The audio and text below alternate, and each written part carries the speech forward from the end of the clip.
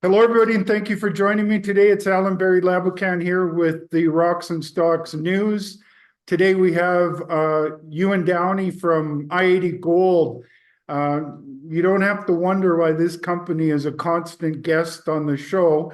Part of it is they're a sponsor of the shows, but the most important part is that they consistently put out fantastic results. Ewan, you did it again at Granite Creek, man. Well, Granite Creek's been a good project for us ever since we acquired it 2 years ago. It's resulted in new discoveries and it also has considerable upside in addition to just the South Pacific. I know we concentrated a bit in the press release just about the underground program we're doing in South Pacific. I think that was important because the drilling is demonstrating excellent continuity of high-grade mineralization. But we had a bit of on our website, there's a supplemental presentation where we talk about some of the other exploration targets. And people tend to forget that we also have an open pit project that we intend to build, but not for 3, 4, 5 years from now at Granite Creek as well. So we're targeting the high grade underground, but there's a high grade heap leach project on the property. And one target in the supplemental presentation we talk about is the deep range front. And it appears as though the rocks are getting more competent as we go deeper. And there's only 3 holes drilled down in this target area. All 3 hit really good intercepts. And it's like the South Pacific, something for us to follow up in the future. So is that like a parallel zone? Yeah, it's parallel. There's multiple zones. There's in the upper part of the mine, there's the range front, the Adam Peak, the auto zone, and the OG. The OG and the auto are the only 2 we're mining because the ground conditions are quite difficult closer to the range front fault. But as we go deeper, we've been finding that the ground conditions have been improving. And there's a few really deep holes on the property underneath the OG zone into the range front that hit excellent grades, and it just needs some follow-up. And it's similar to how we delineated the South Pacific. It was a couple of historic holes out to the north that were never followed up. And we went out and poked a bunch of holes starting in 21 and delineated this bigger deposit than what was known there. Well, these are attention-grabbing results. 31 grams over 22 meters, 28 grams over 16.5 meters, 37 over 7.6 meters, 11.9 over 21 meters. That's what really blows me away about the South Pacific zone. It has these thick intersections of high grade. And as you mentioned, the continuity, because grade is king. I think that continuity really is king. You can have sporadic high grade, but if it doesn't hang together, you're going to lose money mining that. You need that continuity, and that's what South Pacific keeps on delivering. Yeah, definitely. And we've drilled the South Pacific now over a strike length about 500 meters. And the OG zone has a strike length of up to 100 meters. So the South Pacific zone has a strike length about 5 times what the zone we're currently mining has. And it is still open along strike. The last step out hole was over 15 grams per ton. And our deepest 2 holes are actually, in terms of true thickness, our widest intervals, and those 2 holes average 15 grams per ton. So the mineralization's looking like it should be well over 10 grams overall grade, potentially over 12 on average. And the widths are typically kind of 2.5 meters up to over 10 meters true width, which in a mining environment like this are excellent widths. And Tyler had a quote in the press release where he's talking about the similarities between the geology and the structures to the nearby monster beside you guys. Yeah, Turquoise Ridge is the 3rd largest operation in Nevada Gold Mines portfolio, and it is in the same geology. So we're drilling what's called the Comus limestone rock units. There's an upper and a lower Comus. And the lower Comus, middle and lower Comus are more favorable for gold. That's where we're finding it at Granite Creek. And immediately north of our boundary is the old summer camp mine and then Turquoise Ridge. And these deposits are in the Comus Formation, just like ours, on the same big regional fault structure, both on the east side of the intrusive complex. So essentially, we're on strike from each other. And as you said, the monster to the north is over 25 million ounces. And so that the South Pacific keeps going to the north and opening up at depth as you go to north, it sounds like. Yeah, it appears to be. It's at depth, we definitely have our biggest intercepts. So we're hoping it keeps going. And if you look at the history of the Turquoise Ridge mine, the upper parts were quite difficult. And it started out at what was called the Getchell mine of Placer Dome. Oh, And right. it was known to have some really challenging ground conditions. And it wasn't until I got below 2,000 feet, really, depths over 600 meters deep, that they found what is being mined today. And that ended up being, as I said, well over 20 million ounces of gold, where the stratigraphy flattened. And we're drilling up to depths of only about 1,500 feet. So we're still above where they found the bigger part of the Turquoise Ridge deposit. We're still drilling above it. We're still in sort of the vertical component of the mineralizing system. And we do expect it's going to flatten somewhere at depth, hopefully not too deep. And hopefully we get the same thing as that Turquoise Ridge, that there's, much more fault structures that host high-grade gold mineralization. And maybe one day we'll be talking about Granite Creek being 5 to 10 million ounces instead of sort of 1 to 2. I sure like the sounds of that. And I think that that's not crazy arm waving. But I also think that sometimes Ewan, because of the success that you've had at Ruby Hill, that Granite Creek and even to an extent Cove McCoy gets sort of overshadowed. But Granite Creek is shaping up to be one hell of a project. Yeah, it is. And we are in the process. Our game plan here over the next several years is to build 3 underground mines essentially at the same time, to feed one processing infrastructure. And when you look at, what we rank as #1 project, our flagship asset, we believe, is Ruby Hill.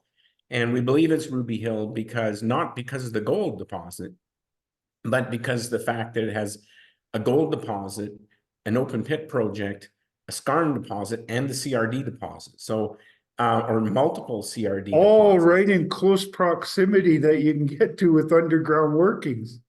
Yeah, they can all be mined from the same underground infrastructure. So that fact that there's diversified metals, such big upside, makes Ruby Hill really our flagship project.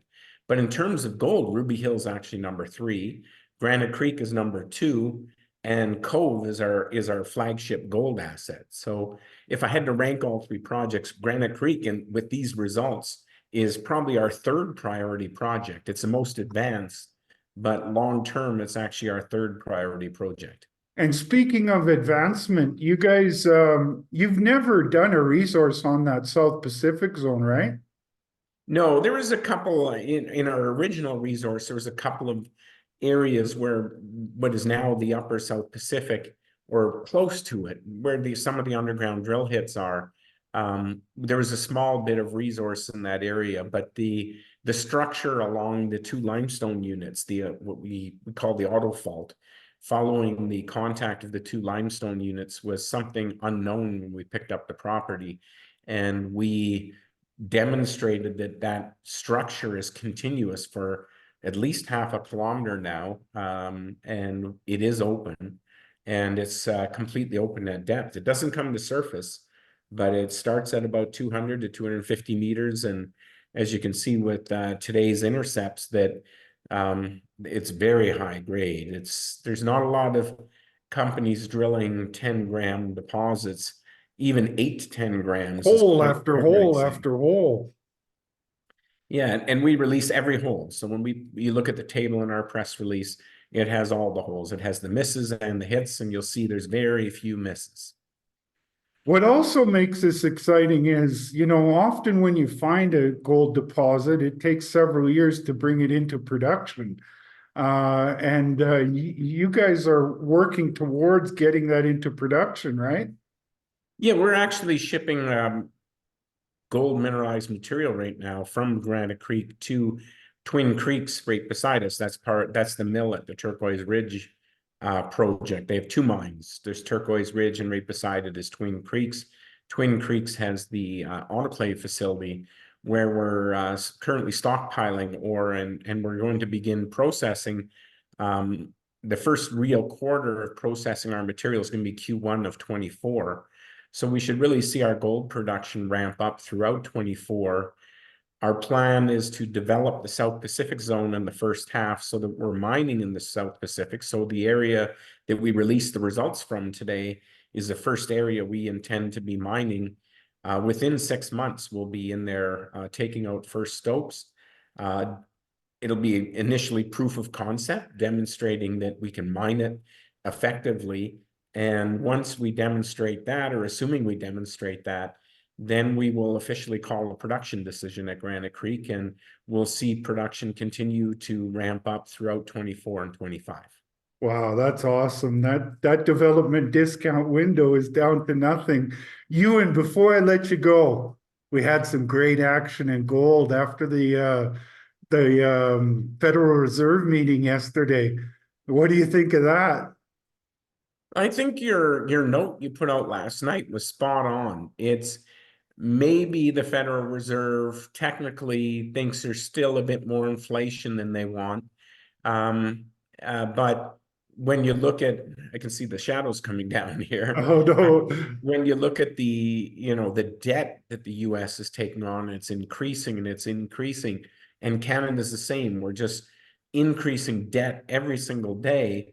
When you have these high interest rates, as you pointed out, the US is paying more in servicing their debt than they are in defense. Military. And in Canada, where we have more in servicing our debt than we do in healthcare. Can you imagine if we doubled up the amount of money in Canada that we put towards healthcare? We'd have world-class healthcare. But governments can't just keep adding debt, and hoping that maybe someday it'll come down. There's got to be a better plan to see how countries bring down debt. And so they can't let interest rates go up, or it's the death spiral of debt, as you said. And I completely agree with you. Now that it appears as though Powell has taken the position that we're going to stop raising rates, I think now we'll see gold perform. I think 24 is going to be a fantastic year for the metal. And last PDAC, I said that by next PDAC, it'll be 2,700. And I hope I'm right. I think you might be. Well, a couple things really struck me, Ewan, is that I think the reporters really got the idea that he was getting dovish.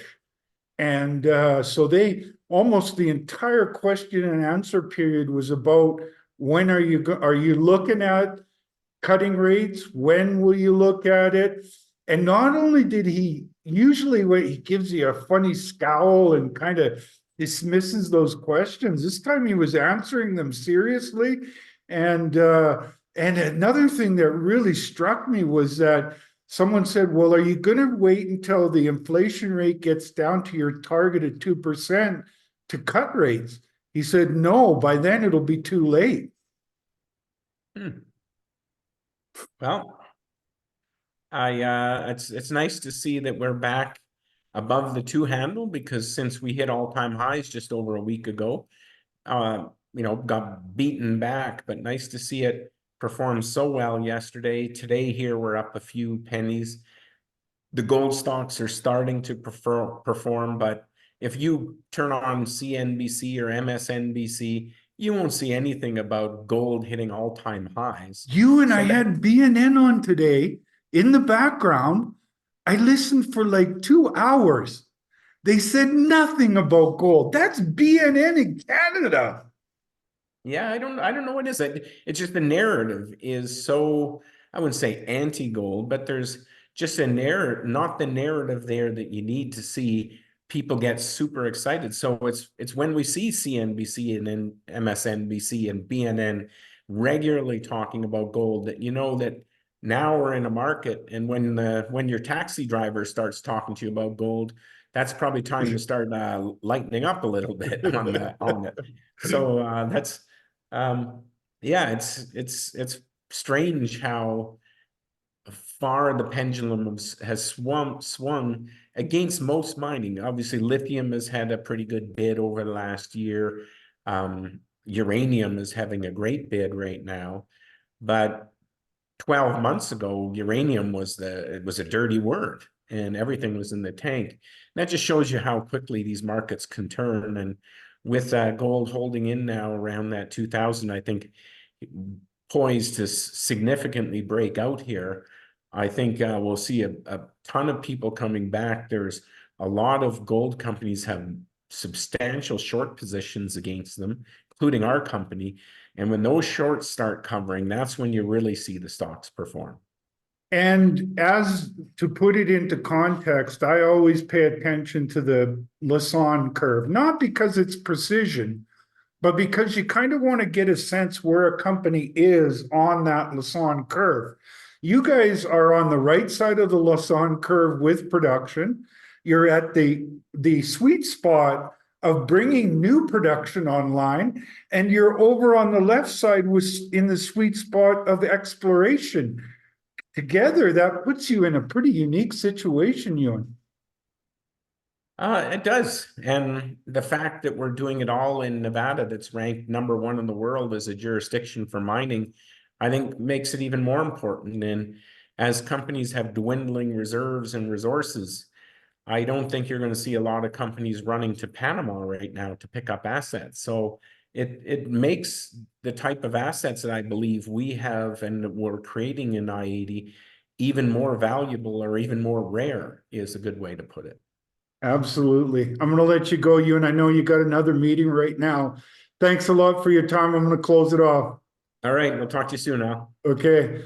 Well, there you go, folks. i-80Gold. Big fan of these guys. They've done this before with Wolfden Resources, built it, sold it, spun out gold assets into Premier Gold. They built that into a mining company, sold it, and spun out the Nevada projects.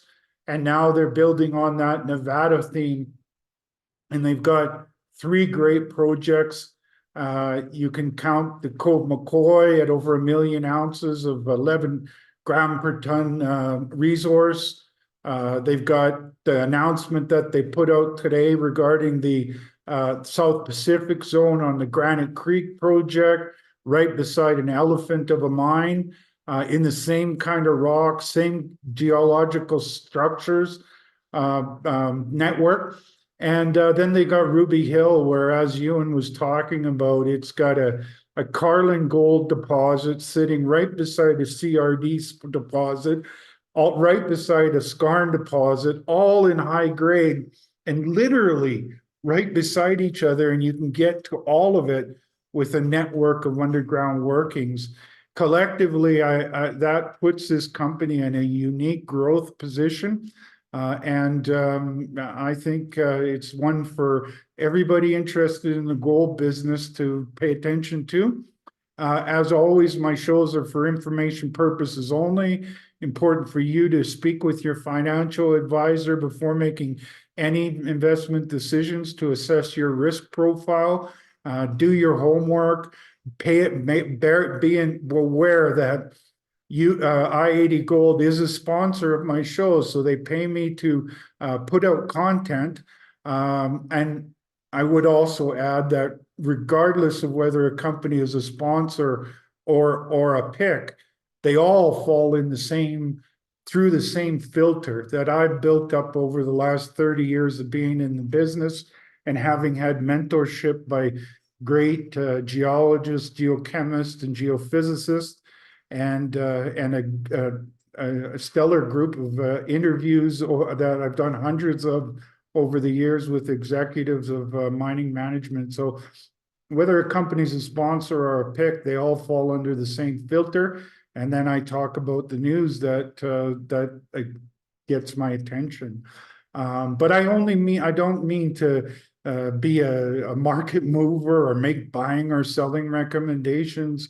I'm here to talk about the news that I think is important based on my experience, and be somewhat of an idea generator. But do that homework and have a great day, and we'll talk to you soon.